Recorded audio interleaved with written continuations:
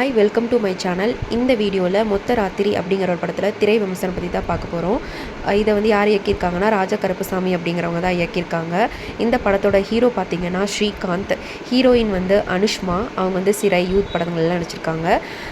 இதில் வந்து சேத்தன் அப்படிங்கிறவங்க ரொம்ப முக்கிய பாத்திரத்தில் நடிச்சிருக்காரு.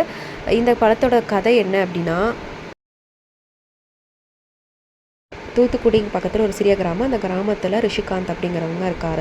அவர் வந்து துபாயில் வந்து வேலை செஞ்சுட்ருக்காரு. சில ஆண்டுகளுக்கு ஏற்பட்ட காதல் தோல்வினால் திருமணமே செய்யக்கூடாது அப்படிங்கிற முடிவில் இருக்கிறாரு. ஆனால் அவங்க அம்மா திருமணம் செஞ்சு வைக்கணும் அப்படிங்கிறதுல உறுதியாக இருக்காங்க. அதனால் அவங்க ஊர் பக்கத்துலேயே ஒரு பொண்ணையும் பார்த்து திருமண ஏற்பாடுகள்லாம் செய்கிறாங்க.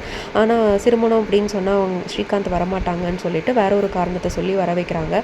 அதுக்கப்புறமா தான் தெரியுது தமக்கு திருமண ஏற்பாடுகள் நடத்தியிருக்காங்க அப்படின்னு சொல்லிட்டு வேறு வழி இல்லாமல் அவங்களும் அவங்க அம்மாவுக்காக திருமணத்துக்காக ஒத்துக்கிறாங்க. இந்த பக்கம் பார்த்தீங்கன்னா மணமகன் வீட்டில் அனுஷ்காவை பண்ணுறாங்கன்னா அவங்களும் ஒரு பையனை வந்து லவ் பண்ணுறாங்க. அவங்க அம்மாவுடைய வற்புறுத்ததுனால அவங்களும் இந்த கல்யாணத்துக்காக என்னோட திருமணம் பற்றி தன்னோட காதலிட்ட வந்து சொல்கிறாங்க.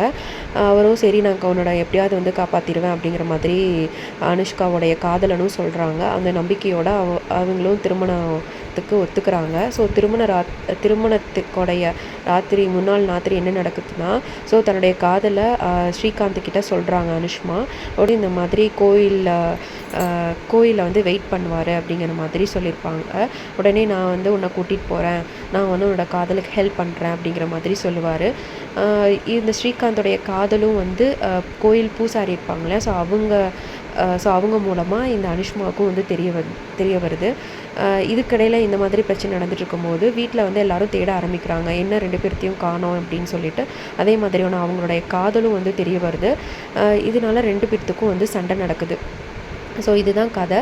இதில் பார்த்திங்கன்னா அனுஷ்மா வந்து கடைசியில் 2 பேரும் சேருவாங்களா சேர மாட்டாங்களா, என்ன நடக்கும் அப்படிங்கிற மாதிரியான மிச்ச கதையை வந்து கொண்டு போயிருப்பாங்க.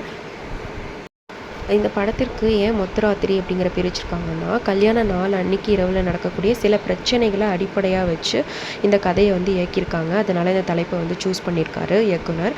இது வந்து ஒரு காதல் த்ரில்லர் படத்தின் வழியாக சமூகம், உறவுகள், ஜாதி, கண்ணோட்டம் போன்ற பல விஷயங்களை சொன்னதற்காக அறிமுக இயக்குனர் ராஜா கருப்புசாமியை பாராட்டலாம்.